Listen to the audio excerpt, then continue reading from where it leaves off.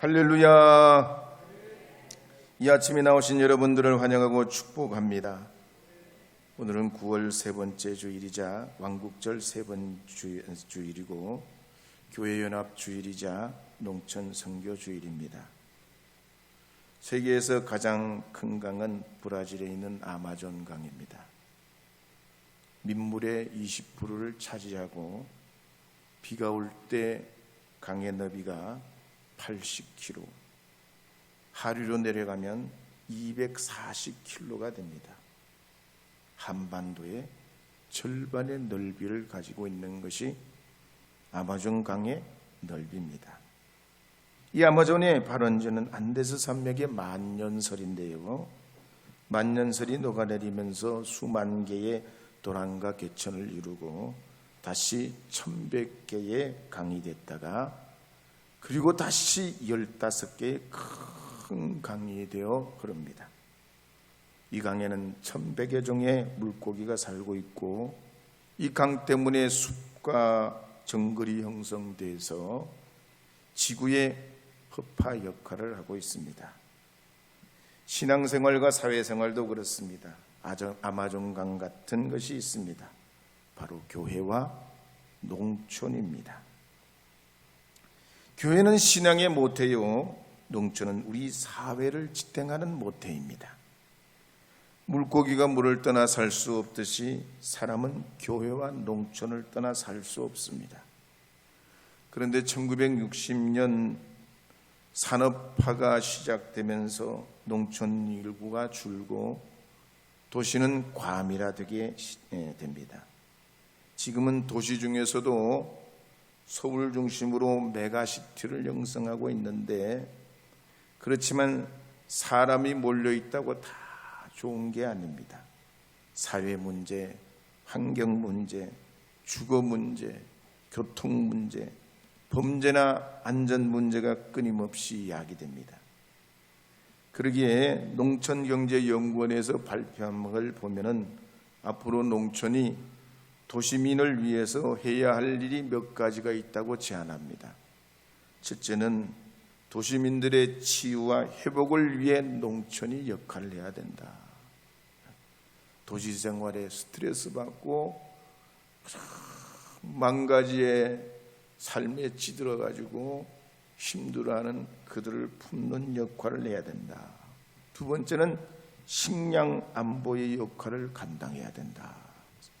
세 번째는 빈집이나 공간을 활용해가지고 커뮤니티 호텔이나 공유공간이나 독립서점이나 사진관 같은 예술 창작 공간으로 활용돼야 된다. 그 외에도 캠프장이나 이런 걸 통해서 농촌과 도시가 유기적으로 이제 함께 이루어가게 될 때 이 나라가 건강한 사회가 된다고 전망하고 있습니다. 우리 한국교회도 그렇습니다. 한국의 5만여 교회들이 건강한 교회 연합 활동을 통해서 서로 지원하고 협력해야 됩니다. 협력하지 않고 서로 교류하지 않으면 어떻게 되냐? 코로나19 초창기처럼 신천지나 우리 개신교나 동일시되고 교회가 뭔지 모르는 이 사회가 교회에 대한 오해로 가득 차게 됩니다. 특히 우리 감리교회는 2021년 기준으로 교회 수가 6,652개이고 교역자가 12,000여 명이 됩니다. 국내는 11개 연회, 해외는 1개 연회로 12개 연회를 이루고 229개의 지방회를 이루고 있습니다. 우리가 소속되어 있는 이 남부연회는 대전, 논산, 부여, 청량, 금산, 세종을 한 연회로 묶고 이 연회 안에 23개 지방에 626개 교회가 있습니다. 그래서 서로 교회가 교회끼리, 신자가 신자끼리 친밀하게 지내야 되는 줄 믿습니다. 서로 인사해 보도록 하겠습니다. 명절 잘 보내셨지요? 뵙게 돼서 반갑습니다. 제가 다 행복합니다.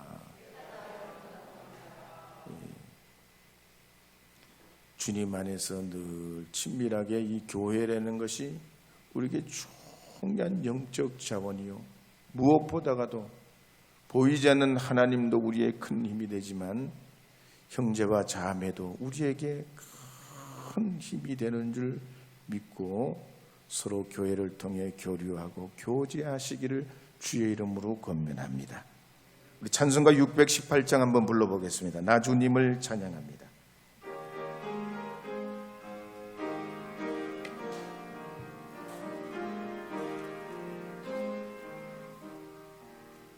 나 주님을 사랑합니다. 참 사랑에 주를 경배해 한 마음으로 찬양하오니 우리들에게도 들으소서.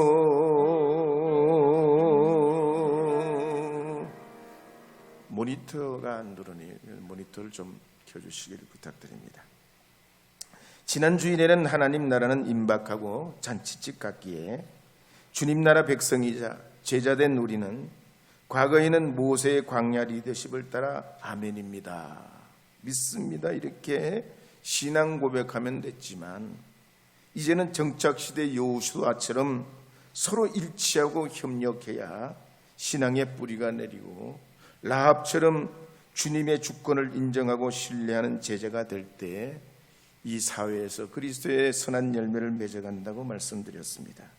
이제 오늘 아침에는 누가복음 15장 1절에서 10절 말씀을 중심으로 하나님 나라와 기회, 하나님 나라와 기회라는 제목으로 주님의 말씀을 선포하려 합니다. 누가복음 15장 1절 2절 말씀 함께 읽어보겠습니다. 모든 세리와 죄인들이 말씀을 들으러 가까이 나오니 바리새인들과 서기관들이 수군거려 이르되 사람이 죄인을 영접하고 음식을 같이 먹는다 하더라. 우리나라 양도소득세 세율을 보면은 1200만 원 이하의 이익이 생기면 6%의 세금을 내야 되고 4600만 원 이하의 소득이 생기면 15%, 8800만 원 이하는 24%, 1억 5천 이하는 35%, 3억 이하는 38%, 5억 이하는 40%, 10억 이하는 42%, 10억 이상은 45%의 세금을 내야 됩니다. 소득이 생기면 내는 세금이라지만 세금은 항상 반갑지 않습니다. 그래서 미국 속담에도 보면 인생에 있어 틀림없이 오는 두 가지가 있는데 하나는 죽음이요, 또 다른 하나는 세금이라 그랬습니다. 미국 사람들도 세금 잘 내는 그런 사회인데도 세금 내는 걸 좋아하지 않아요. 근데 예수님 시대에 이스라엘도 그랬습니다. 그들은 로마 식민지로 살았기 때문에 과한 세금을 내야 했습니다. 특히 헤롯 대왕은 자기 치적을 위해서 이스라엘 곳곳에 건물을 세우고 성을 짓고 성전을 중수하고 부동산에 투자하면서 세금을 엄청나게 뜯어냈습니다. 역사가 요세푸스의 기록에 보면 아예 백성들의 피를 말렸다 그럽니다. 그리고 그 아들 아그리파 1세도 마찬가지입니다. 1년에 600달란트의 세금을 11개 지역에 부과했는데 이 금 1달란트 무게가 220kg입니다. 20kg. 금 20kg면 요즘 화폐 가치로 치면 약 15억 정도 돼요. 이걸 600달란트를 내려니까 환산하면 지금 돈으로 9천억 이상이 됩니다. 이런 막대한 세금을 걷어들이게 되면 일선에 있는 세리들은 매년 이 9천억을 거둬들이기 위해서 약 3배 되는 2조 7천억 정도를 거두게 됩니다. 그래야 세리들도 먹고 살아요. 요즘처럼 정기적인 월급이 없기 때문에 세리들은 이 세금을 거둬들여야 자기가 먹고 살고, 또 세금을 내라고 해도 다 내질 않기 때문에 3배는 거둬들여야 이게 돌아가는 겁니다. 그래서 3배를 거둬서 윗선에도 상납하고 자기도 일부 먹고 나머지는 로마 정부에다 낸 겁니다. 그러니 유대인들은 세금, 세리, 그러면 이가 박박 깔리는 거예요. 아예 대놓고 매국노고 기생충이고 나쁜 이 사회의 악이라고 그들은 생각했댔습니다. 그런데 예수님은 이런 세리들을 미워하거나 정죄하지 않으시고 오히려 그들을 긍휼히 여기시고 그들과 함께 하시고 교제하셨던 겁니다. 그래서 마태복음 9장 9절에 보면 세관에 앉아있던 마태까지 불러 제자로 삼으십니다. 마태복음 9장 9절 읽어보겠습니다. 9장 9절입니다. 예수께서 그곳을 떠나 지나가시다가 마태라는 사람이 세관에 앉아있는 것을 보시고 이르시되 나를 따르라 하시니 일어나 따르니라. 마태복음뿐만 아니라 누가복음에 보면 예수님께서 여리고에서 세리장 삭개오의 집에 들어가셔서 유숙하시고 사람들 보는 앞에서 아예 아브라함의 자손이라 인정해 버리십니다. 그래서 누가복음 19장 2절 5절 말씀에 보면 이렇게 기록하고 있습니다. 2절 먼저 읽겠습니다. 삭개오라 하는 이름하는 자가 있으니 세리장이요 또한 부자라. 5절도 읽겠습니다. 예수께서 그곳에 이르사 쳐다보시고 이르시되 삭개오야 속히 내려오라. 내가 오늘 내 집에 유하여야 하겠다 하시니. 누가복음 19장 9절 10절도 읽겠습니다. 예수께서 이르시되 오늘 이 집 구원이 이 집에 이르렀으니 이 사람도 아브라함의 자손이미로다. 인자가 온 것은 잃어버린 자를 찾아 구원하려 함이니라. 아니 이가 박박 걸리는 이 세리장, 이 사회에서는 이스라엘 나라 안에서는 가장 나쁜 지독한 그런 기생충 같은 인간들과 예수님이 같이 하신다니. 예수님은 파격적이셨죠. 다른 사람들과의 기준이 달랐습니다.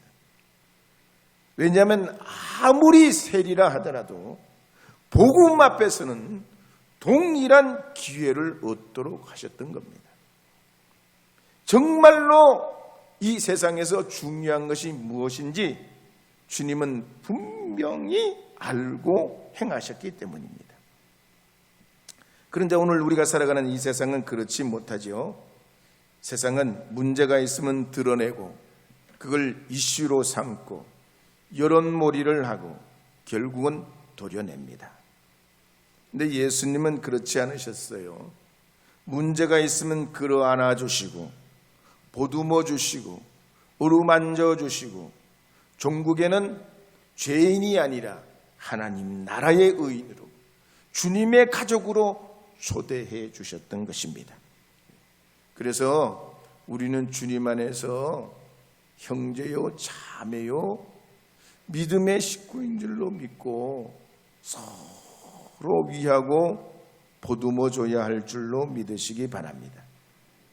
특별히 예수님 주변에는 불의한 사람, 거짓말쟁이, 사기꾼, 협작꾼, 범죄자, 장녀 같은 이들이 함께 했고 주님도 그들과 어울려서 대화하고 식사하고 교제하셨습니다. 그래서 마태복음 9장 13절 말씀에 보면 이런 말씀이 있습니다. 마태복음 9장 13절입니다. 너희는 가서 내가 긍휼을 원하고 제사를 원하지 아니하노라 하신 뜻이 무엇인지 배우라. 나는 의인을 부르러 온 것이 아니요 죄인을 부르러 왔노라 하시니라. 예수님께서 이렇게 행동하시니까 사람들의 비난거리가 됩니다. 특히 바리새인들과 서기관들의 아주 타켓이 되놓고 예수님을 아주 대놓고 싫어합니다. 그럴 때 예수님께서 잃어버린 양의 비유를 통해서, 또 잃어버린 드라크마 비유를 통해서, 잃어버린 아들의 비유를 통해서 하나님 나라와 주님의 마음을 증거하셨던 것입니다. 나 주님을 찬양합니다. 한 번 더 불러보겠습니다. 나 주님을 찬양합니다.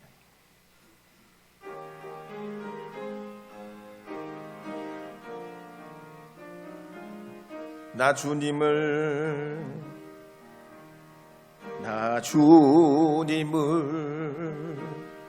사랑합니다. 참 사랑의 주를 경배한 마음으로 찬양하오니 우리들에게도 들으소서.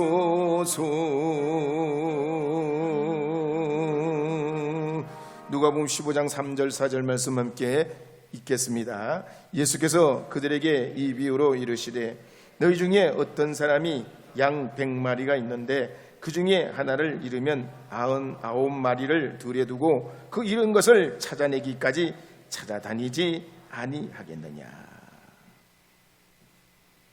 잃어버린 양의 이 비유를 보면 99마리와 잃어버린 이 한 마리는 숫자적으로 보면 한 마리는 가치가 없습니다. 있어도 되고 없어도 되는 거예요. 99마리나 있으니 뭐 한 마리 것까지 것이죠. 그러나 생명의 관점에서 보면 그렇지 않아요. 한 마리의 생명이나 99마리의 생명이나 귀중하고 절대로 포기할 수 없고 목자에게는 귀중한 아픈 손가락이에요. 그래서 누가복음 15장 4절에 보면 목자의 마음을 이렇게 기록하고 있습니다. 15장 4절 읽어보겠습니다. 너희 중에 어떤 사람이 양 100마리가 있는데 그 중에 하나를 잃으면 99마리를 들에 두고 그 잃은 것을 찾아내기까지 찾아다니지 아니하겠느냐. 목자는 잃어버린 양 한 마리가 별게 아닌 게 아니죠. 절대로 포기할 수 없는 내 눈물과 땀과 수고가 쏟아 부어진 나의 가족이요 소중한 일부입니다. 그래서 찾도록 찾는 겁니다. 이것이 목자의 심정이요 우리를 향한 하나님 아버지의 심정입니다. 근데 이 양은 뭡니까? 목자의 그 심정을 몰라요. 쫓아다니고 뛰어다니고 풀을 뜯어먹고 양떼 가운데 포함돼서 활동은 하지만 목자의 심정을 전혀 깨닫질 못해요. 오늘 우리도 그렇습니다. 하나님 아버지의 그 마음을 알기까지 깨닫기까지 우리가 얼마나 사랑을 받고 하나님 은혜로 살았는지, 하나님이 우리에게 얼마나 자비로운 그 섭리와 은총을 우리에게 더해 주셨는지 깨닫기 전에는 몰라요. 예배하면서 찬송하면서 때로는 고난을 통해서, 때로는 슬픈 일을 통해서, 때로는 우리의 인생의 외로움을 통해서 하나님의 그 사랑을 깨달으면 그제야 아버지의 그 사랑, 찾고 찾으시는 그 사랑을 조금 알게 됩니다. 뿐만 아닙니다. 우리는 이 아버지의 마음처럼 세상을 물량과 수량으로 보면 안 되지요. 하나님 아버지의 그 마음으로 크든 작든 가정을 소중히 여기고 가족을 귀하게 여기고 교회와 지역을 정말로 하나님의 축복으로 여겨야 될 줄로 믿습니다. 우리 옆에 분의 특히 여러분 가족이라면 더 사랑하는 눈빛으로 바라보시면서 당신은 저에게 너무나 귀중한 분이에요. 한번 인사해봐요. 시작.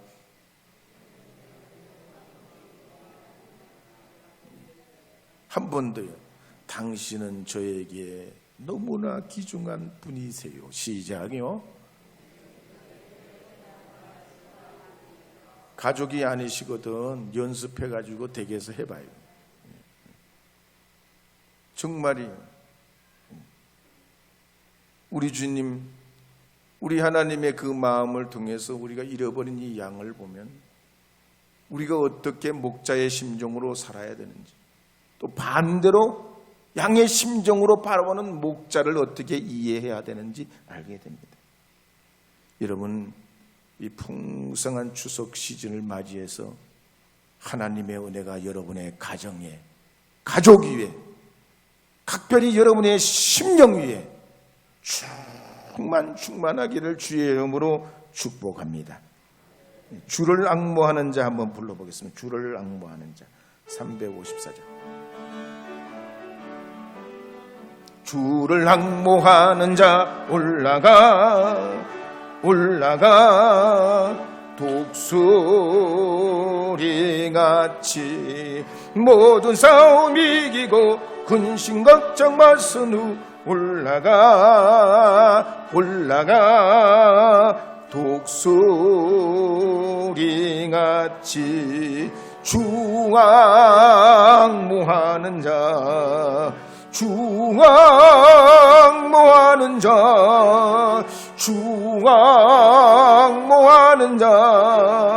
늘 강건하 주를 앙모하는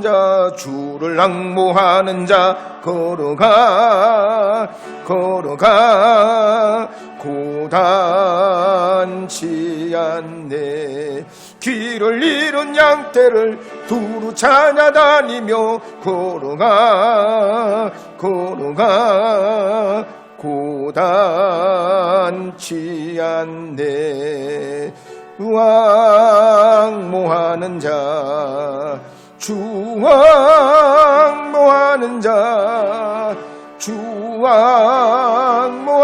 자 늘 강건하리라. 이제 누가복음 15장 8절 말씀 함께 읽어보겠습니다. 누가복음 15장 8절입니다.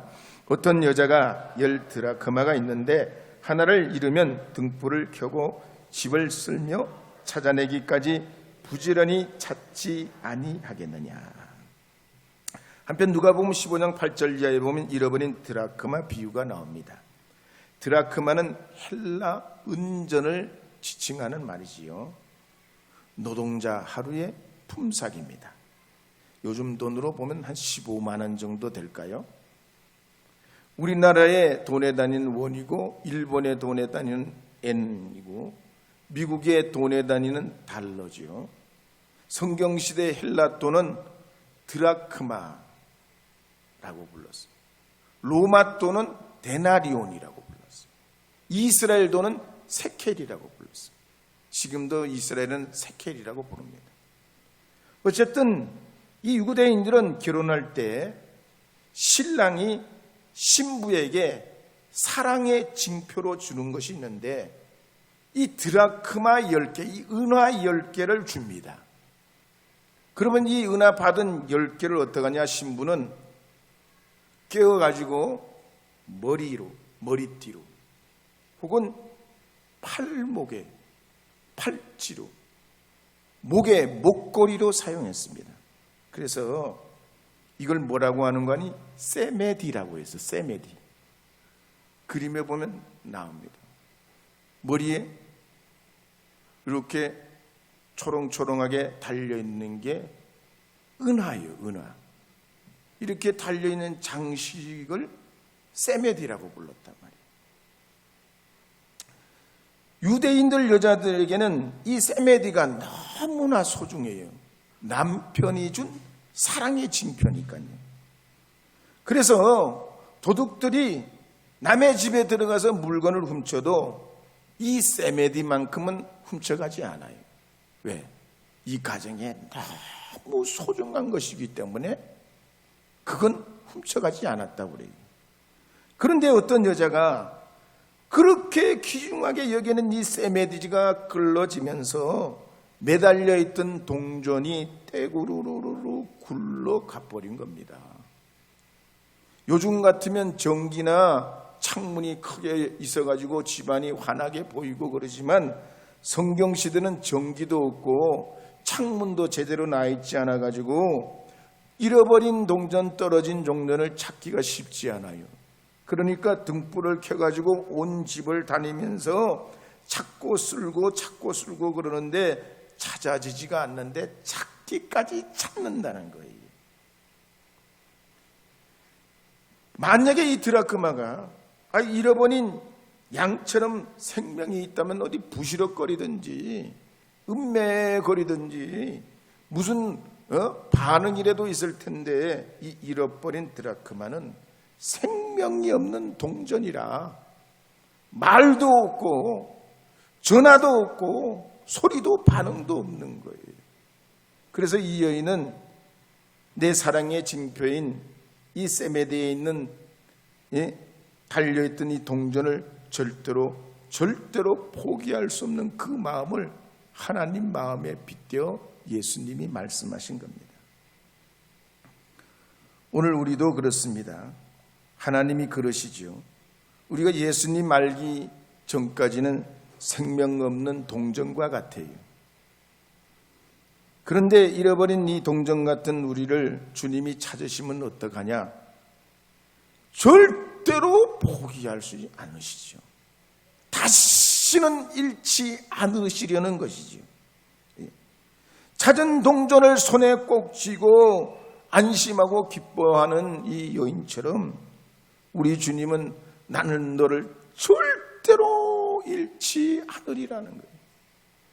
너를 무슨 일이 있어도 생명 버려 산 너를 잃지 않겠다고 하는 그 마음이 하나님 아버지의 마음이요, 우리를 향한 마음이라는 거예요. 오늘 이 아침에 나오신 저와 여러분이 바로 이와 같은 하나님 아버지의 사랑을 입은 줄 믿으시기 바랍니다. 너무나 귀하고 소중한 분이에요. 한 번 더 인사를 하도록 너무나 귀하고 소중한 분을 뵙습니다. 하나님 아버지께서 찾으신 세상의 보화예요, 여러분. 내 진정 사모하는 한 번 더 불러보겠습니다. 내 진정 88장.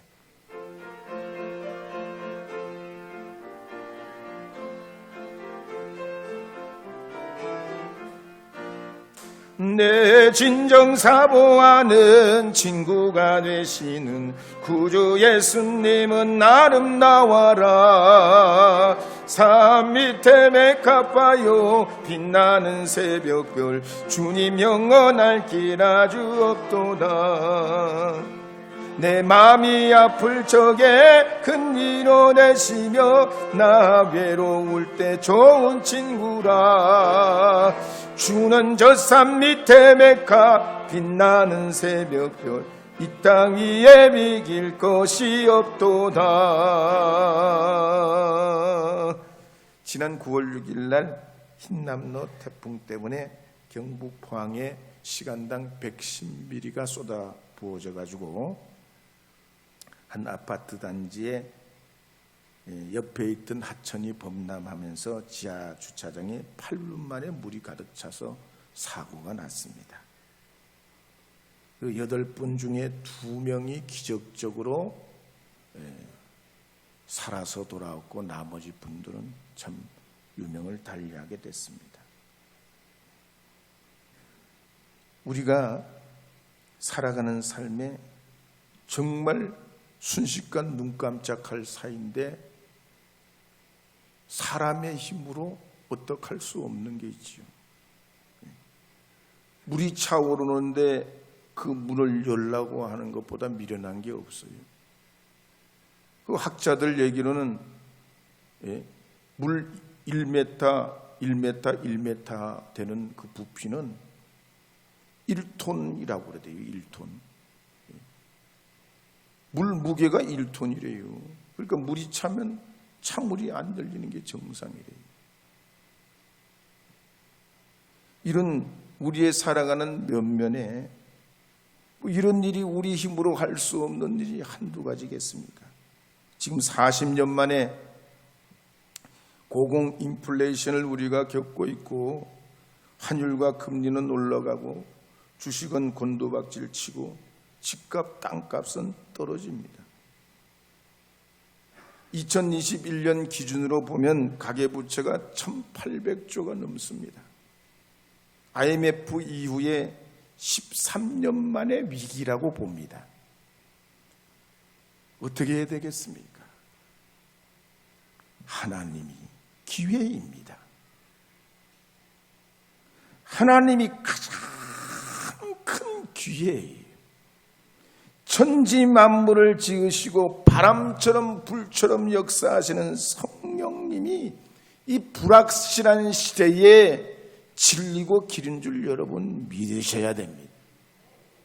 주의 진리가 여러분의 삶의 생명인 줄 믿고 엄청난 기회 되신 주님 의지하고 사신다면 길 없는 곳에 길을 내시는, 홍해의 기적을 내신 하나님, 광야의 길을 내신 하나님, 반석의 샘을 내신 하나님, 만나와 메추라기로 메고 있으신 주님께서 여러분 길 되시고 생명 되시고 새로운 우리의 블루오션이 되셔서 살아가는 삶에 주시는 은혜를 있게 될 줄로 믿습니다.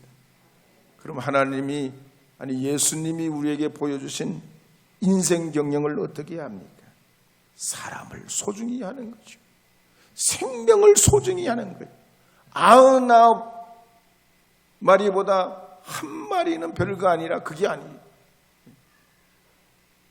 깨닫지 못해도 알지 못해도 그 소중한 한 마리의 생명이었고 스스로 빛을 내거나 소리도 반응도 못 내는 드라크마 같은 우리 인생을 찾도록 찾으시는 그 아버지의 사랑만이 이 시대에 우리에 막혀 있고, 우리에게 여러 가지 어려움이 있는 이 시대에 길이 되고 복이 되고 은혜가 되고 하나님의 축복의 열쇠가 되는 줄 믿으시고, 여러분 가족들과 지인들과 관계를 소중히 하시기를 바랍니다. 한 번 더 손을 잡고 이번엔 인사하도록 해요. 정말 형제님 덕분입니다. 손잡고 인사해 보세요. 예.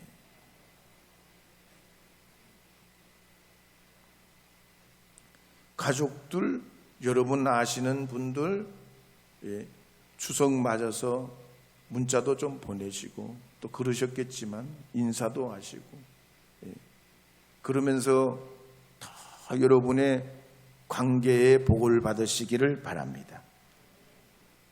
교회와 지역사회도 서로 연대해야 됩니다.